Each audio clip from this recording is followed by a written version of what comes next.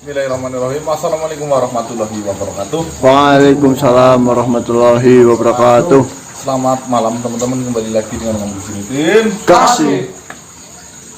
Alhamdulillah teman-teman, ini habis pada sholat isya ya. Kami berkumpul di sini bersama dengan Mas Anton ini. Mungkin teman-teman ada yang masih ingat ya, bahwasannya saya bertemu Mas Anton ini tadi malam di hutan, yang katanya Mbah Dangi dan Bang Marcel ini adalah teman lamanya yang sudah meninggal dunia teman-teman. Kejadian itu berapa tahun kan? Lama mas, 7-8 tahun lah. Jadi ceritanya Marcel tadi malam ini benar-benar trauma karena si Mbah Dangi saja ikut dalam pemakamannya teman-teman. Tiba-tiba bertemu Mas Anton ini di hutan.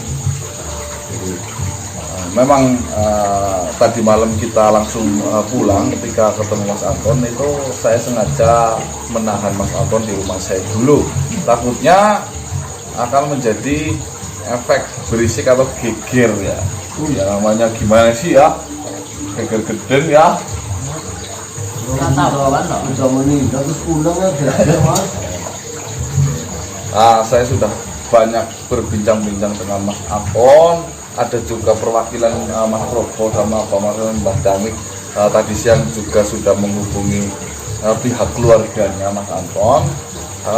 Akan tetapi teman-teman, kami tidak menuju ke keluarganya secara langsung siang-siang, karena kami konfirmasi dari sana itu yang pertama tentunya ya ragu ya, yang kedua jika memang benar takutnya jadi geger dan berisik rame.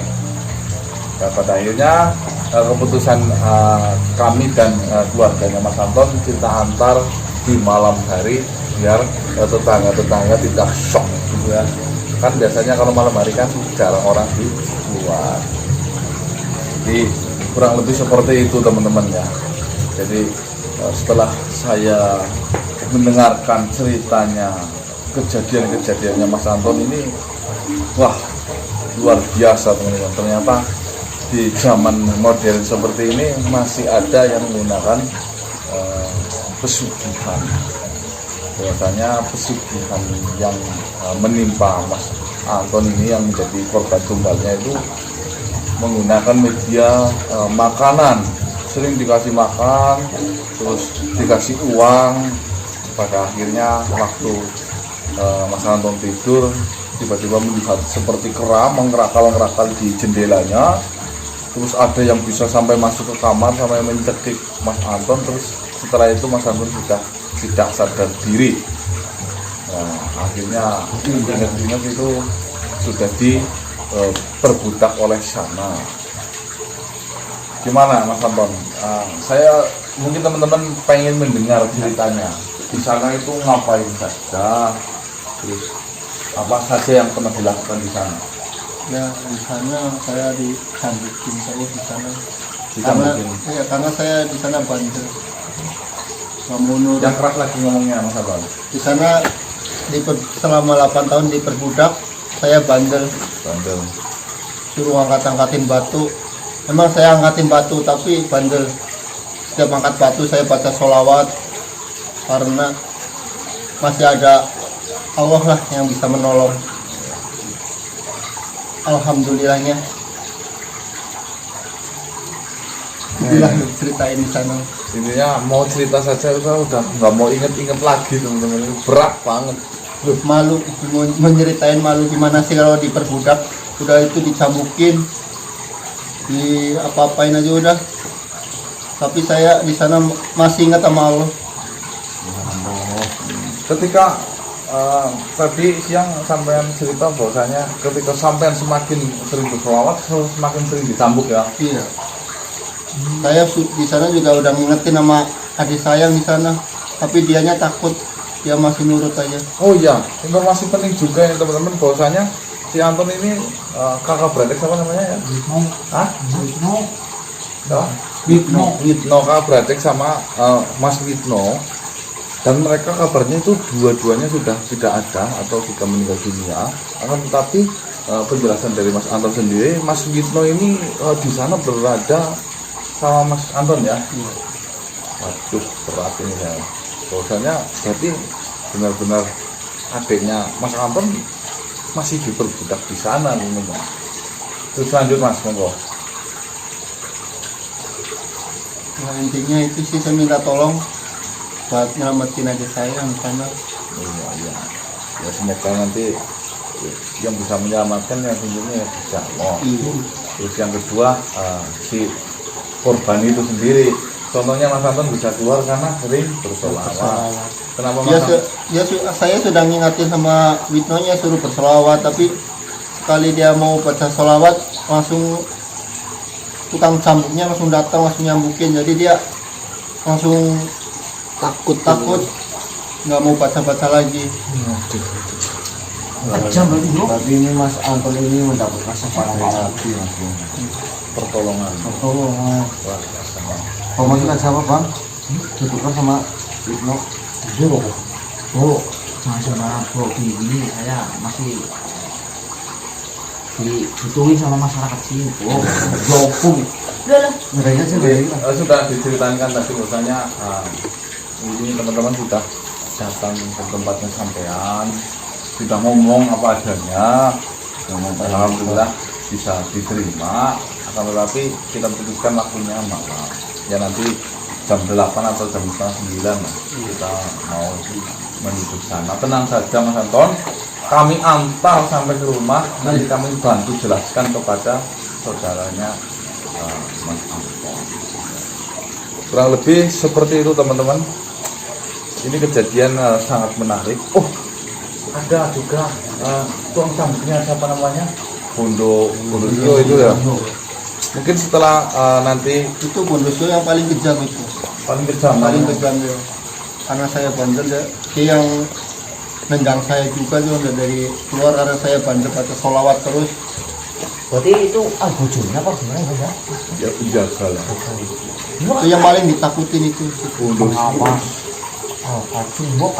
Kacung.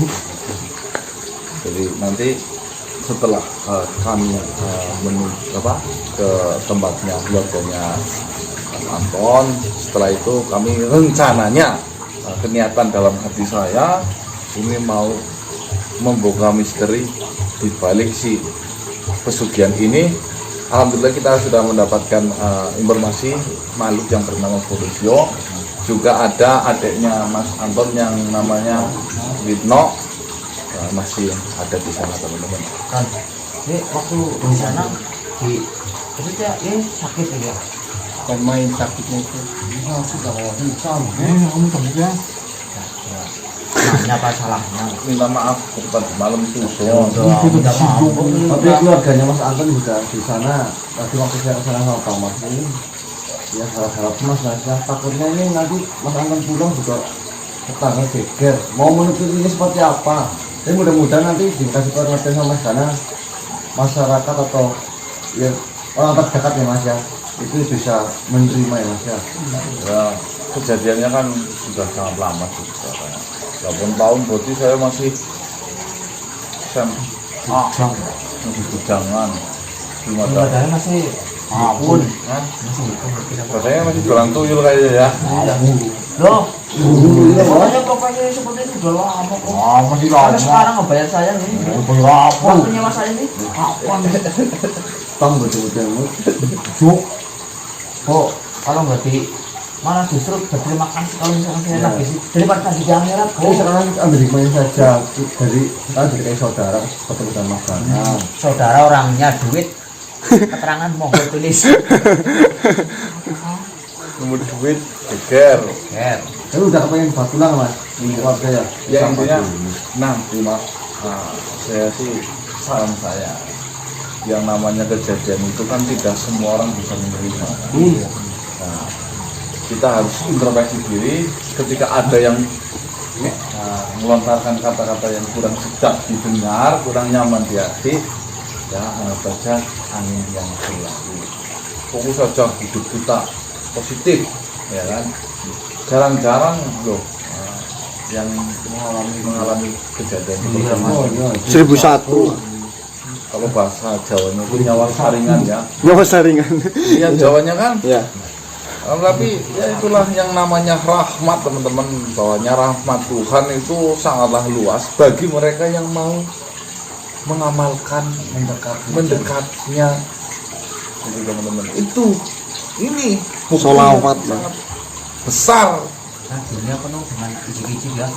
Karena ini saya bawakan ini mau nanti kalau pulang makan juga udah makan di sana.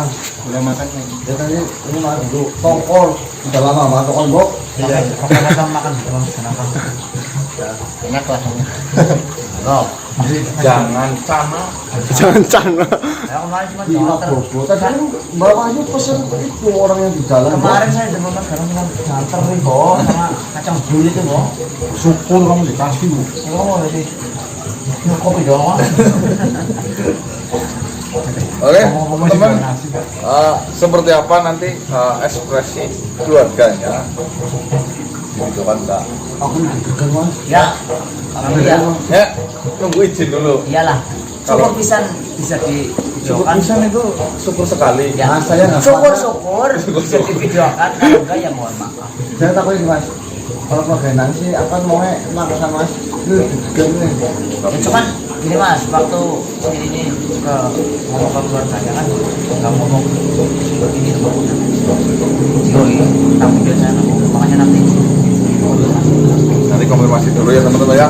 Kalau memang boleh divideokan, kami videokan. Kalau ternyata maunya diberi tempat, ya kami mengikuti. Karena itu bukan hak kami, ini juga privasi keluarganya masing-masing. Teman-teman, kami tidak mau membongkar privasi keluarganya masing-masing juga. Mas Anton saja nanti insya Allah videonya diberi.